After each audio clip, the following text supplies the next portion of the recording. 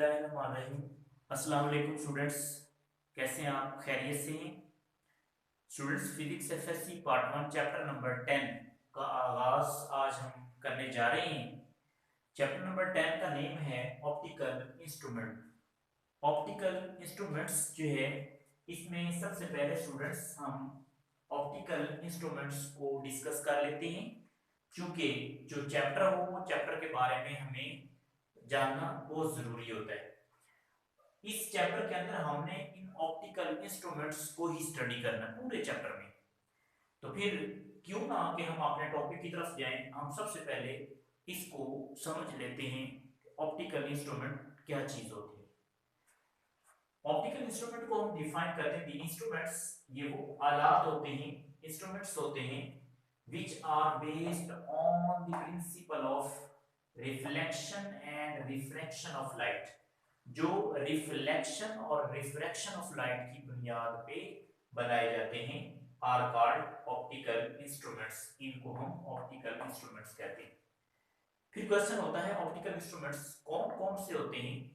For example, मिसाल के तौर पे ऑप्टिकल इंस्ट्रूमेंट्स में सिंपल माइक्रोस्कोप शामिल है, कंपाउंड माइक्रोस्कोप शामिल है, टेलीस्कोप शामिल है, स्पेक्ट्रोमीटर शामिल है और ऑप्टिकल फाइबर शामिल है। इन तमाम को हमने अलग अलग स्टडी करना है इस चैप्टर के अंदर। इसके बाद डिस्कस करते हैं विजुअल एंगल। ये टर्म है ऑप्टिकल इंस्ट्रूमेंट्स के अंदर यूज की जाती है। विजुअल एंगल क्या होता है? विजुअल विजन से निकला है, मीन आई के ऊपर ऑब्जेक्ट की जो एक एंगल बनाता है उसको हम विजुअल एंगल कहते हैं। The angle made by the object, वो एंगल जो ऑब्जेक्ट की तरफ से बनाया जाता है, कहां पे? एट द आई, आंख पे, इज कॉल्ड विजुअल एंगल। इसको हम विजुअल एंगल कहते हैं। इसके बाद हमारा बाकायदा यहां से फर्स्ट टॉपिक स्टार्ट हो जाता है, टॉपिक नंबर 1, जिसका नेम है least distance of distinct vision. इसको आप नियर पॉइंट भी कह सकते हैं। The minimum distance from the eye, वो कम से कम फासला आंख से, एट विच, जिस पर एन ऑब्जेक्ट अपीयर्स, एक ऑब्जेक्ट जाहिर होता है, दिखाई देता है, टू बी डिस्टिंक्ट, डिस्टिंक्ट कहते हैं अलग, जुदा, इज कॉल्ड नियर पॉइंट। इसको नियर पॉइंट कहते हैं। नियर पॉइंट को हम कैसे रिप्रेजेंट करते हैं? It is denoted by small D. इसको स्मॉल डी से रिप्रेजेंट किया जाता है। स्टूडेंट्स, इसके बाद वेरी इंपॉर्टेंट एमसीक्यू है, आप याद रखेंगे। इस नियर पॉइंट की जो वैल्यू है, इसको हम डी से रिप्रेजेंट करते हैं। ये कितनी वैल्यू रखता है? 25 सेंटीमीटर फ्रॉम द आई, आंख से। ये लेकिन ये एज के साथ चेंज होता है। इट्स मीन दैट कि जो 25 सेंटीमीटर है, ये किस किस्म की एज के लिए होता है? यंग पीपल जो है, यंग एज के लिए होता है। लेकिन यही वैल्यू फिर इंक्रीज करती है विद एज, एज के साथ साथ जैसे जैसे एज बढ़ती है, ये नियर पॉइंट की वैल्यू जो है ये बढ़ती जाती है। उसके बाद आ जाता है लीनियर मैग्निफिकेशन।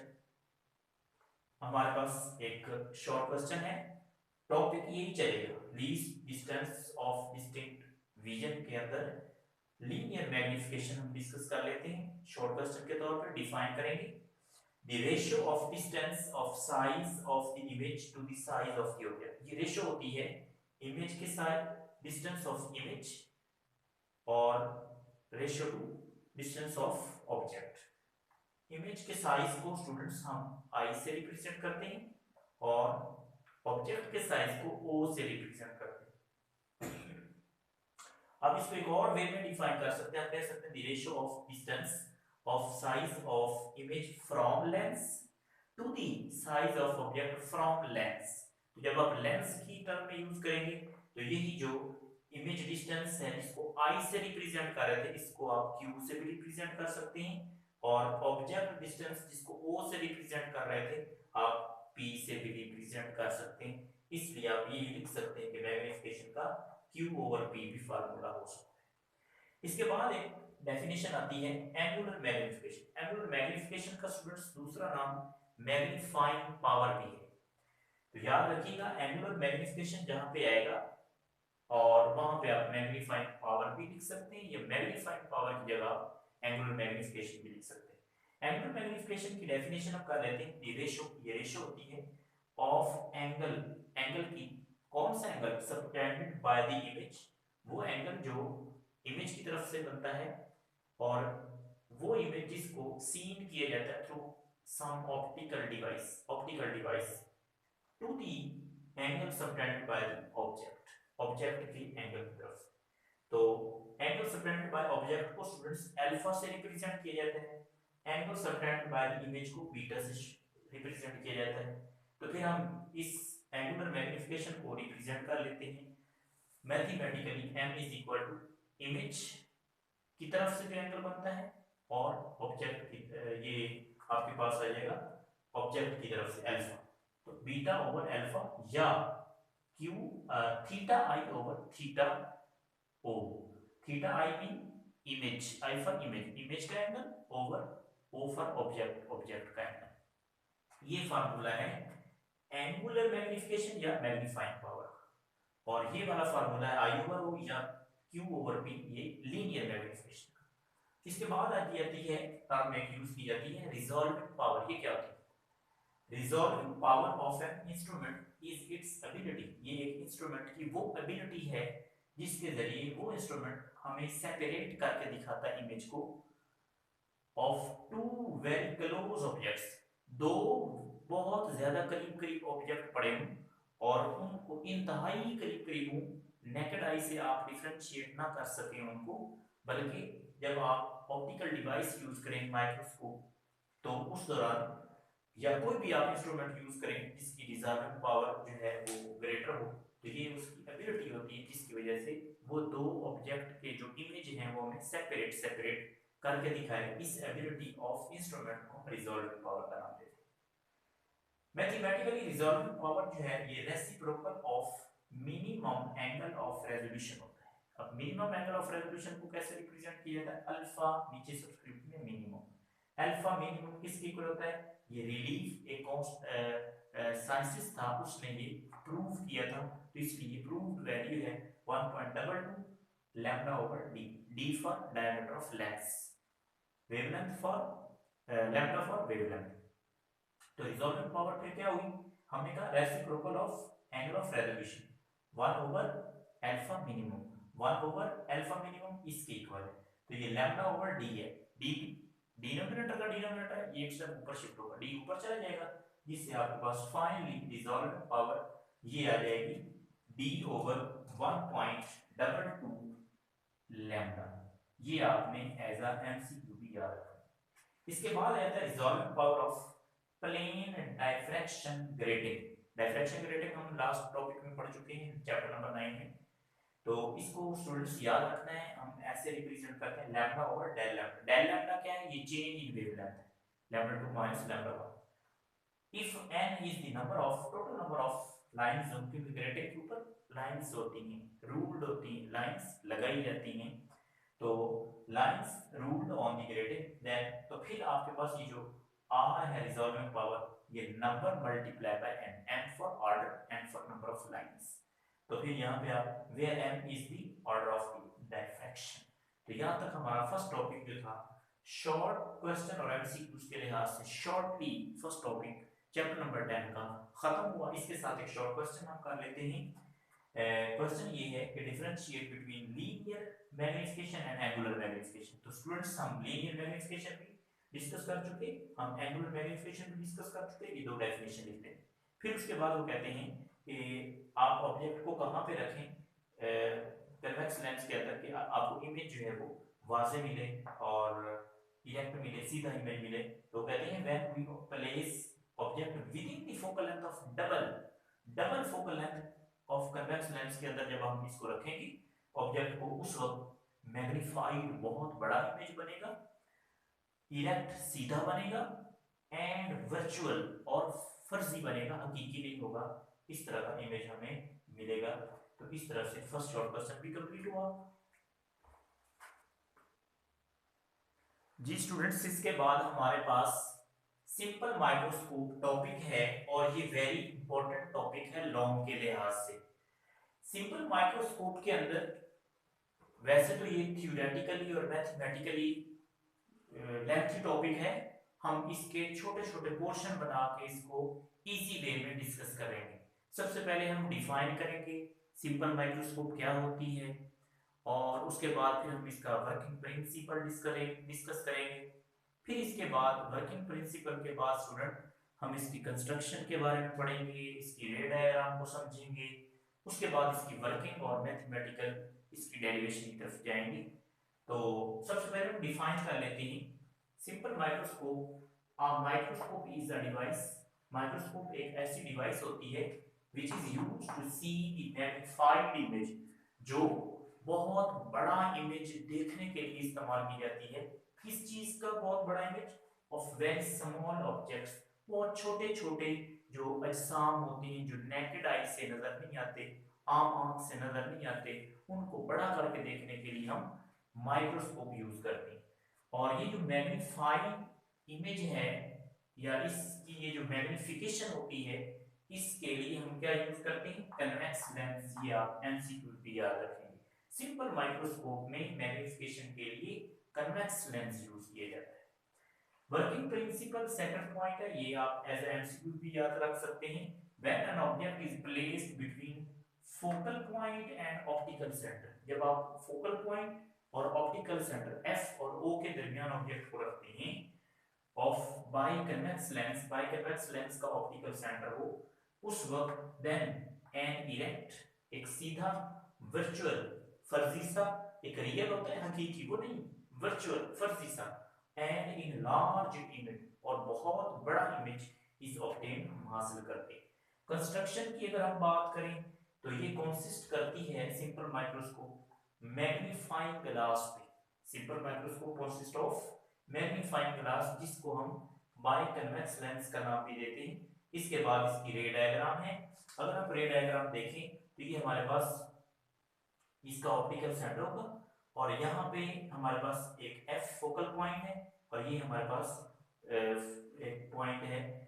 अगर हम ऑब्जेक्ट जो है उसको प्लेस करते हैं और उसके बाद उसका इमेज देखते हैं, तो very large image, very large image बनता है। ये इमेज के लिए होगा। ये हमारे पास माइक्रोस्कोप, या आप ये कह सकते हैं कि यहाँ से हम आंख लगा के कन्वेक्स लेंस की मदद से वेरी लार्ज इमेज जो है वो देख सकते हैं। वर्किंग में हम लिख सकते हैं consider an object of size O. फर्ज कर लें हमारे पास ऑब्जेक्ट है, ये अगर इस डायग्राम में देखें तो ये हमारे पास ऑब्जेक्ट है, इसको हमने रखा नियर पॉइंट डी, मतलब डी डिस्टेंस पे, कहां से? From the eye. Then angle subtended by object is, फिर ऑब्जेक्ट एक एंगल बनाता है, इसको हम अल्फा का नाम देते हैं। When we place an object within, जब हम ऑब्जेक्ट को प्लेस करते हैं within, कहां पे? Focal length of convex lens, convex lens की फोकल लेंथ के दरमियान, यहां पे अगर हम ऑब्जेक्ट रखते हैं तो then a magnified and virtual image is obtained, उस वक्त हमें एक बहुत बड़ा और इरेक्ट इमेज जो है वो मिलता है, IIFA image. By making an angle, ये भी डी डिस्टेंस पे होगा नियर पॉइंट, जिसको आप क्यू भी कह सकते हैं, Q is equal to D होता है। क्यू क्या है? ये हमारे पास इमेज डिस्टेंस होता है, और डी जो है इसको भी आप इसके इक्वल लिख सकते हैं। बाय मेकिंग एंगल बीटा, और ये एक एंगल बनाता है बीटा। मैग्नीफाइंग पावर अगर हम इसकी डिस्कस करें मैथमेटिकली, इसकी डेरिवेशन की तरफ हम बढ़ते हैं। एंगुलर मैग्निफिकेशन या मैग्नीफाइंग पावर एक चीज है, मैं पहले आपको बता चुका हूं। इस ऑब्टेन, ये ऑलरेडी हम पढ़ चुके हैं, magnifying power beta over alpha होती है। अगर आप सिर्फ ए यूज करें तो यहां से अगर हम देखें तो ये एक ट्रायंगल बन रही है बी ओवल और अल्फा वाली, तो यहां से हम अगर टेन अल्फा निकालें तो टेन इक्वल होता है परपेंडिकुलर ओवर बेस। परपेंडिकुलर हमारे पास क्या है? ओ। बेस क्या है इस ट्रायंगल में? डी। ओ ओवर डी आ जाएगा। For small value of alpha, tan alpha तकरीबन फिर इक्वल होगा, अप्रोक्सीमेट इक्वल होगा अल्फा के, क्योंकि ये वेरी स्मॉल एंगल है, इसको सिंपल हम अल्फा कह सकते हैं। तो फिर टेन अल्फा की जगह हम क्या लिखेंगे? Just alpha over D, equation number 2 आ जाएगी। सिमिलरली इसी तरह यूजिंग फ्रॉम फिग बी, अगर फिग बी की हम बात करें तो यहाँ पे जो बीटा बीटा एंगल बन रहा है, तो टेन बीटा जो है ये किसके इक्वल होगा, परपेंडिकुलर ओवर बेस। परपेंडिकुलर क्या है आई, बेस क्या है क्यू, तो आई ओवर क्यू। चूंकि क्यू जो है ये इक्वल है डी के, इसलिए आप इसको थोड़ा सा चेंज करेंगे for small value of beta, beta very small value रखता है, इसलिए टेन बीटा तकरीबन अप्रोक्सीमेट इक्वल टू बीटा होगा। तो फिर टेन बीटा की जगह स्टूडेंट्स हम बीटा लिखेंगे is equal to I over Q नहीं लिखेंगे बल्कि क्यू की जगह डी लिख लेंगे। इक्वेशन नंबर 3 हो जाएगी। Putting value of alpha and beta, alpha की सेकंड इक्वेशन से और बीटा की थर्ड इक्वेशन से ये वैल्यू पुट करते हैं कहां पे, in equation number 1। Equation number 1 में बीटा की जगह हमने आई ओवर डी लिख दिया, ओवर अल्फा की जगह ओ ओवर डी लिखा, तो ये डिनोमिनेटर का डिनोमिनेटर एक स्टेप ऊपर शिफ्ट हुआ, डी ओवर ओ हो जाएगा, डी से D cancel, I over O, M is equal to क्या हो जाएगा आई ओवर, या आप इसको लिख सकते हैं क्यू ओवर पी, क्योंकि आई जो है ये इमेज से डिस्टेंस है, ये साइज ऑफ इमेज है, ओ साइज ऑफ ऑब्जेक्ट है, इसको आप डिस्टेंस ऑफ इमेज भी कह सकते हैं और डिस्टेंस ऑफ ऑब्जेक्ट भी कह सकते हैं।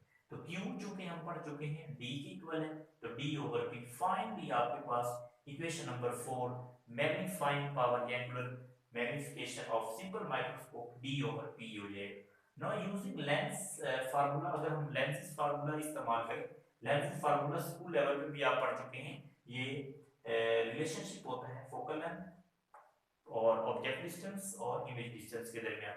1 over f is equal to 1 over p plus 1 over q, क्योंकि हमने पढ़ा हमारे पास वर्चुअल इमेज बनता है, तो वर्चुअल इमेज के लिए हम क्या लिखेंगे, q is equal to d नहीं बल्कि q इज इक्वल टू हम लिखेंगे minus d for virtual image.